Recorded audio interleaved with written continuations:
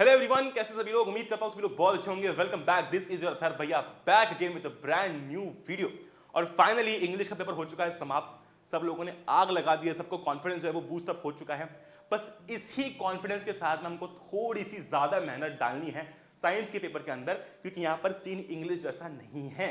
यहाँ पर हमें साइंस का पेपर देना है जिसमें हमको 3 सब्जेक्ट कवर करने हैं, फिजिक्स, केमिस्ट्री एंड बायोलॉजी।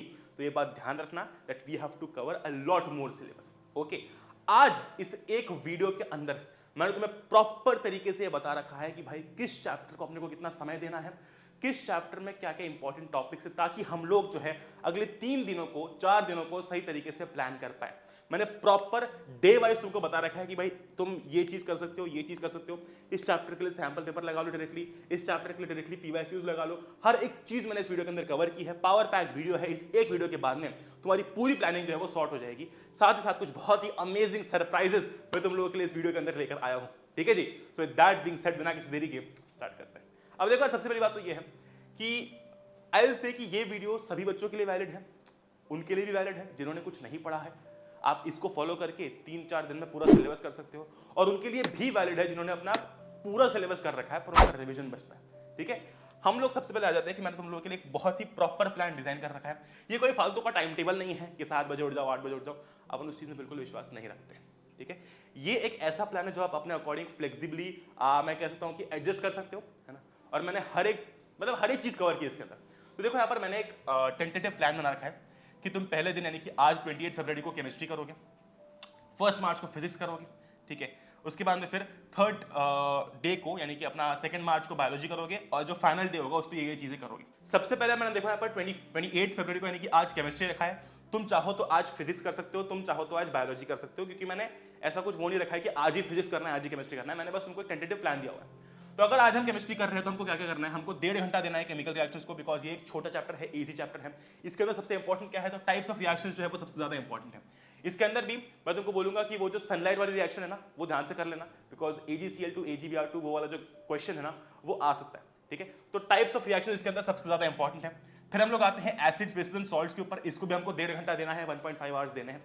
ठीक है, इसके अंदर भी हम लोग सबसे ज्यादा फोकस करेंगे सॉल्ट्स पे, है ना, और टेस्ट्स के ऊपर, यानी कि सॉल्ट जो है अपने सारे ना, जो अपना ब्लीचिंग पाउडर है ना, पीओपी है, ये एक काफी इंपॉर्टेंट पोर्शन है, बिकॉज यहां पर आपको सबसे ज्यादा फॉर्मूला याद करने हैं।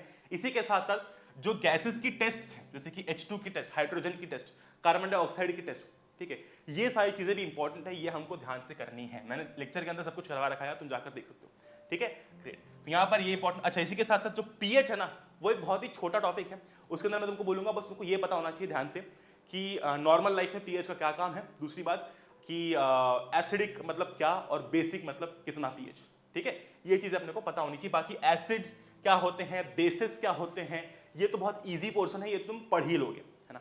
मैं उन चीजों की बात कर रहा हूं जो थोड़ी सी बच्चों को ट्रिकी लगती है, पर वो इंपॉर्टेंट है। ओके, फिर हम बात करते हैं मेटल्स एंड नॉन मेटल्स की। इसके अंदर मेटल्स की प्रॉपर्टीज, नॉन मेटल्स की प्रॉपर्टीज बहुत इजी है, इजीली हो जाती है। सबसे ज्यादा अपने को फोकस करना है मेटलर्जी के ऊपर, यानी कि मेटल कैसे एक्सट्रैक्ट किया जाता है, and reaction between metals and non metals, यानी कि मेटल्स और नॉन मेटल्स आपस में कैसे रिएक्ट करते हैं, वो प्रॉपर मैंने लेक्चर के अंदर समझा रखा है तुमको। ठीक है, ग्रेट। फिर हमें सबसे ज्यादा ध्यान देना पड़ेगा कार्बन एनएच कंपाउंड्स के ऊपर, क्योंकि ये चैप्टर एक काफी बड़ा चैप्टर है, वास्ट चैप्टर है। इसके अंदर अपनी IUPAC नेमिंग, अलग अलग रिएक्शंस। मैं तुमको बोलूंगा कि एलोट्रोप्स ऑफ कार्बन तक बहुत ईजी है। ठीक है, तो वो तुम 15 मिनट में पढ़ सकते हो। उसके बाद जो IUPAC है, अलग अलग केमिकल रिएक्शन, स्पेशली जो केमिकल रिएक्शन है ना, इथेनॉल, इथेनोइक एसिड, वो ध्यान से करना, बिकॉज क्या है कि उस पर सवाल आ जाता है और वो इजी है। ठीक है, वो काफी इजी है। ओके जी, शानदार। फिर अब वीडियो में आगे बढ़ने से पहले मैं तुम लोगों से एक बहुत बहुत बहुत इंपॉर्टेंट सवाल करना चाहता हूं। उससे मुझे प्लीज नीचे कमेंट करके बताना, उसका आंसर मैं तुम लोगों से ही चाहता हूं। देखो, अपने पास 2 ऑप्शन है, या तो मैं 3 दिनों में फिजिक्स, केमिस्ट्री और बायोलॉजी की 3 मैराथन्स लेकर आ जाऊं, 3-3 घंटे की, जिसके अंदर हम लोग पूरा सिलेबस जो है वो कवर कर लेंगे, या फिर मैं हर रोज एक वीडियो लेकर आऊं जहां पर हम लोग केमिस्ट्री 1 घंटे में फिनिश कर रहे हैं, बायोलॉजी 1 घंटे में फिनिश कर रहे हैं, एंड फिजिक्स जो है वो 1 घंटे में फिनिश कर रहे हैं। अगर तुम पर्सनली मेरा ओपिनियन लो तो मुझे ऐसा लगता है कि यार इस समय पर मैराथन्स बहुत चल रही हैं, और हम एक तरीके से मैराथन पर डिपेंडेंट हो गए कि यार मैराथन हो जाएगी ना, कर लेंगे। ये डिपेंडेंसी हटाना बहुत इंपॉर्टेंट है। जब तक सेल्फ स्टडी नहीं करोगे तब तक दिमाग में चीजें नहीं घुसेंगी। ठीक है, तो मैं चाहता हूं कि हम लोग, मतलब मेरा पर्सनल ओपिनियन है, तुम मुझे बताना क्या करना है। हम क्या करेंगे, कल, यानी कि मान लो कल 1 मार्च, ठीक है, तो 1 मार्च को मैं लेकर आऊंगा एक वीडियो, ऑलमोस्ट 1 से 1.5 घंटे का होगा, उसके अंदर हम लोग पूरा केमिस्ट्री कवर कर लेंगे, ठीक है। फिर उसके बाद में 2 मार्च को लेकर आऊंगा फुल फिजिक्स इन 1 वीडियो, उसके अंदर पूरा फिजिक्स कवर कर लेंगे, सारे इंपॉर्टेंट टॉपिक सब कुछ हम लोग कवर कर लेंगे, ठीक है। और 3 मार्च को मैं लेकर आऊंगा आप लोगों के लिए फुल बायोलॉजी, और उसके अंदर हम लोग पूरा कवर कर लेंगे, और आखिरी में एक वीडियो लेकर आऊंगा मोस्ट इंपॉर्टेंट टॉपिक्स वाला, ठीक है जी। मुझे लगता है कि ये जो है आपको रिवीजन में भी हेल्प करेगा, प्लस आपका समय भी बचाएगा फॉर सेल्फ स्टडी, ठीक है। I am personally in mood of bringing this 1 hour videos, और मुझे लगता है कि ये ज़्यादा बेनिफिशियल रहेंगी, ज़्यादा हेल्प करेंगी, कम समय के अंदर ज़्यादा कवरेज हम लोग कर पाएंगे और ज़्यादा इंपॉर्टेंट टॉपिक्स हम लोग समझ पाएंगे। अब तुम मुझे बताओ नीचे कमेंट करके तुम्हारी क्या चॉइस है। दूसरी बहुत इंपॉर्टेंट बात, केमिस्ट्री, फिजिक्स एंड बायोलॉजी के most important questions, most repeated questions आज शाम को आने वाले हैं। इसके अंदर मैं तुमको कसम से कह रहा हूँ भाई, इतने तगड़े सवाल मैंने डलवाए हैं कि तुम्हें मजा सा आ जाएगा कि भैया ये सवाल तो करने ही है कैसे भी करके। आज शाम को आएगी, मैं समय तुमको कम्युनिटी टैब पर बता दूंगा, ठीक है जी।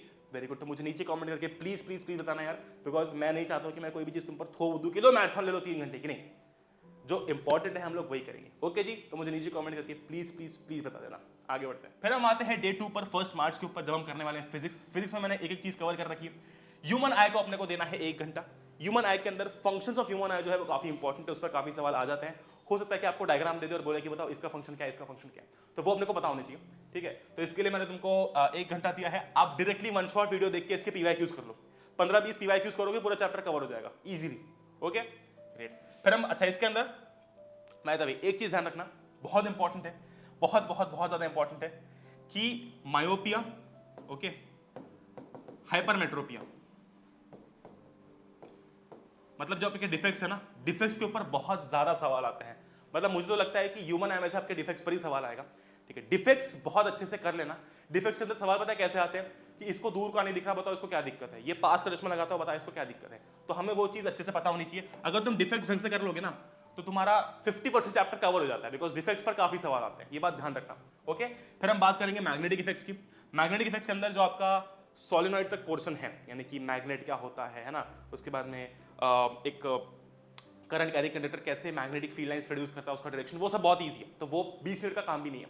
हमको सबसे ज्यादा फोकस करना है डोमेस्टिक सर्किट के ऊपर, इंपॉर्टेंट है, इससे सवाल अगर आता है तो हमको चीजें पता होनी चाहिए, बिकॉज यहाँ पर चीजें जो है वो याद रखने वाली ज्यादा होती है, और सोलेनॉइड वगैरह तो बहुत ईजी है। फिर हम बात करेंगे लाइट की। अब लाइट देखो एज इन पूरा चैप्टर है, काफी इंपॉर्टेंट चैप्टर है, बिकॉज इसके अंदर आपके रे डायग्राम से बहुत सारी चीजें हैं। पर मैं तुमको बोलूंगा कि जो रे डायग्राम्स है ना, इमेज फॉर्मेशन है कि अगर सेंटर ऑफ कर्वेचर पर ऑब्जेक्ट रखा हुआ है तो इमेज कहाँ बन रही है, फोकस पर रखा है तो कहाँ बन रही है, वो बहुत इंपॉर्टेंट है, वो ध्यान से कर लेना, ओके जी ग्रेट। न्यूमेरिकल इसको सॉल्व करना, इसके न्यूमेरिकल्स जनरली काफी इजी आते हैं, मैंने पीवाईक्यूज के अंदर भी इसके न्यूमेरिकल्स दे रखे हैं, ठीक है, उसके लिंक आपको नीचे डिस्क्रिप्शन में मिल जाएगी। जनरली इसमें बच्चे लटक जाते हैं, उनको समझ ही नहीं आता कि इमेज कहाँ बनती है, कैसे बनती है। इस पर सवाल मैंने पीवाईक्यूज के अंदर दे रखे हैं। बाय द वे तुमको अगर हर एक चैप्टर के पीवाईक्यूज चाहिए, अपनी वेबसाइट पर, अपनी ऐप पर हर जगह अवेलेबल है, मैं टेलीग्राम पर भी डलवा दूंगा। तुम्हारे लिए शायद टेलीग्राम से एक्सेस करना ज्यादा इजी होगा, तो टेलीग्राम चैनल की लिंक तुमको नीचे डिस्क्रिप्शन में मिल जाएगी, ओके जी ग्रेट। फिर हम बात करते हैं इलेक्ट्रिसिटी की। इलेक्ट्रिसिटी के अंदर देखो थ्योरी रिवाइज करना बहुत इजी है। थ्योरी के अंदर जो मेन थ्योरी वाला पोर्शन है वो पता है क्या है, एक तो अपना ओम्स लॉ, ठीक है। ओम्स लॉ के ऊपर वही आता है कि भाई अगर पोटेंशियल डिफरेंस बढ़ाओगे तो करंट बढ़ेगा, ठीक है। वो थ्योरी वाला पोर्शन इजी है, उस पर तुमसे ग्राफ के बारे में पूछा जा सकता है, ठीक है। उसके बाद में रेजिस्टिविटी जो है, इसकी थ्योरी थोड़ी सी इंपॉर्टेंट है कि अगर तुम मटेरियल चेंज नहीं करते हो, है ना, अगर लेंथ चेंज होता है, एरिया चेंज होता है, तो उससे रेजिस्टिविटी को कुछ फर्क नहीं पड़ता, वो थ्योरी काफी इंपॉर्टेंट है ना। और उसके बाद में जूल्स लॉ ऑफ हीटिंग वाली थ्योरी काफी इंपॉर्टेंट है ना।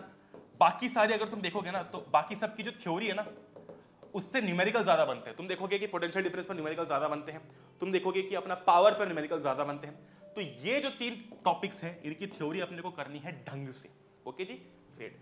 30 मिनट्स में आप थ्योरी इजीली कर लोगे। थ्योरी का हर एक कॉन्सेप्ट कर लेना, बिकॉज क्या है कि थ्योरी पोर्शन के अंदर सवाल अलग अलग टाइप से आ जाता है, ओके।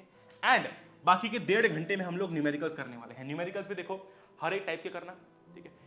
मैं तुमको बोलूंगा न्यूमेरिकल्स तुम पहले तो पीवाईक्यू से कर लेना, उसके बाद में फिर सैंपल पेपर से कर लेना, ठीक है, ओके जी ग्रेट। और उसके बाद में जो है क्या करना, उसके बाद में ये दोनों अगर हो जाते तुम्हारे तो प्रैक्टिस पेपर से कर लेना, बस डन है, बस हो गया। ज्यादा लोड अपने को नहीं लेना है न्यूमेरिकल्स के ऊपर, ठीक है। अच्छा बाय द वे एक चीज मैं तुमको बताना भूल गया कि यहाँ पर देखो, यहाँ पर आखिरी में है ना, पूरा दिन खत्म होने के बाद में आखिरी में अपने को सैंपल पेपर को स्कैन करना है। मतलब आपने ये सब पढ़ लिया, उसके बाद में रात को 1 घंटा सैंपल पेपर को स्कैन करना है। सॉल्व मत करो, समय लगेगा, बस स्कैन करो। 5 सैंपल पेपर स्कैन करो कि भाई केमिस्ट्री के ये सवाल इसमें आ रहे हैं, मुझे आते कि नहीं आते तो पढ़ लो, है ना। इससे होगा क्या कि सैंपल पेपर तुम लोग पूरा सॉल्व भी नहीं करोगे और आइडिया भी लग जाएगा कि सवाल किस प्रकार से आ रहे हैं। ठीक है, ग्रेट। नीचे आते हैं, ये हो गया। सेम चीज अपने को करनी है कब, फिजिक्स के केस में। फिजिक्स के केस में भी अपने को 2 घंटे देने हैं, जहां पर हम लोग क्या करेंगे, सैंपल पेपर सॉल्व करेंगे और सिर्फ फिजिक्स के सवाल उसमें से सॉल्व करेंगे, स्पेशली न्यूमेरिकल्स। ठीक है, इससे अपने को क्लियर कट आइडिया लग जाएगा कि अच्छा ये चीजें जो है वो इंपॉर्टेंट है, आती हैं। ठीक है, मैं तुमको पूरा सैंपल पेपर सॉल्व करने के लिए नहीं बोल रहा हूँ, बिकॉज इतना समय नहीं मिल पाता पूरे दिन भर में। 3 घंटे की सिटिंग लगाना और वो करना, वो हम लोग आखिरी दिन पे करेंगे। आप क्या करो, हर एक चैप्टर के लिए जो है वो, हर एक मतलब सब्जेक्ट के लिए जो है वो सवाल ढूंढो सैंपल पेपर के अंदर। 5 सैंपल पेपर लो, है ना, और उसके अंदर देखो फिजिक्स के कितने कितने सवाल है, उन सबको एक बार गो थ्रू कर लो। अच्छा ये है, ये नहीं आता सॉल्व कर लो, ये आता है, ये आता है, ये आता है, खत्म बात। ठीक है, ग्रेट। थोड़ा सा अपने को स्ट्रेटेजिकली चलना पड़ेगा। डे 3 है बायोलॉजी में। बायोलॉजी में एक चीज बोलूंगा, तुम जब भी बायोलॉजी कर रहे हो, आज कर रहे हो, कल कर रहे हो, परसों कर रहे हो, सभी चैप्टर का हर एक चीज इंपॉर्टेंट है। मैं तुमको बताता हूं क्यों, क्योंकि आप कोई भी टॉपिक स्किप करने का नहीं सोच सकते। सोचो क्या छोड़ोगे, रिप्रोडक्शन इन ह्यूमंस छोड़ोगे, नहीं इंपॉर्टेंट है। क्या छोड़ोगे, रिप्रोडक्शन इन प्लांट्स छोड़ोगे, नहीं इंपॉर्टेंट है। तो हर एक चीज इंपॉर्टेंट है। बाय द वे एक बात तुमको बता दूं कि रिप्रोडक्शन के अंदर ना एक सवाल आता है डीएनए कॉपिंग वाला। ठीक है, वो ध्यान से कर लेना, हाई चांसेस है कि पूछेंगे। ठीक है, वेरी गुड। बाकी सब तो अपना इजीली हो जाएगा। डे 4 पर, फाइनल डे पर अपने को जो है वो 2 सैंपल पेपर रिलीजियसली सॉल्व कर रहे हैं, as if you are giving exam.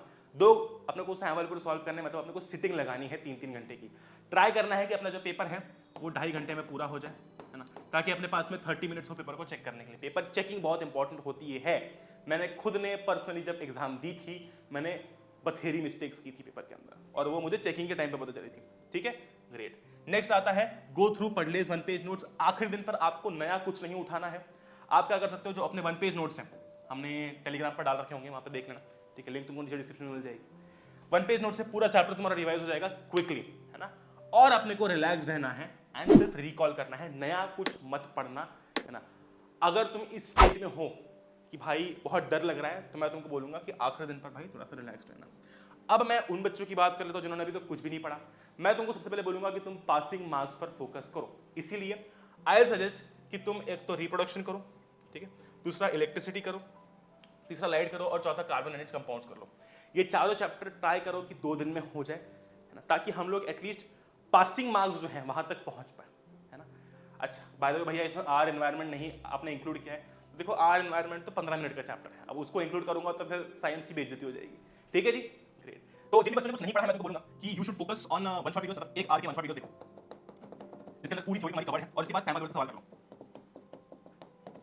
ठीक है, अगर टाइम मिलता है तो पीवाईक्यूज लगा लेना।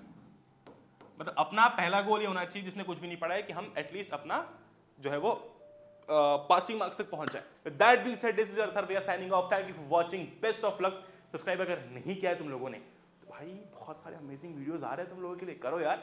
ठीक है, और इस पढ़ले फैमिली का, इस तबाही फैम का हिस्सा बनना मत भूलना। दैट बीइंग सेड, जय हिंद, वंदे मातरम, good bye, love you all. Virtual झप्पी।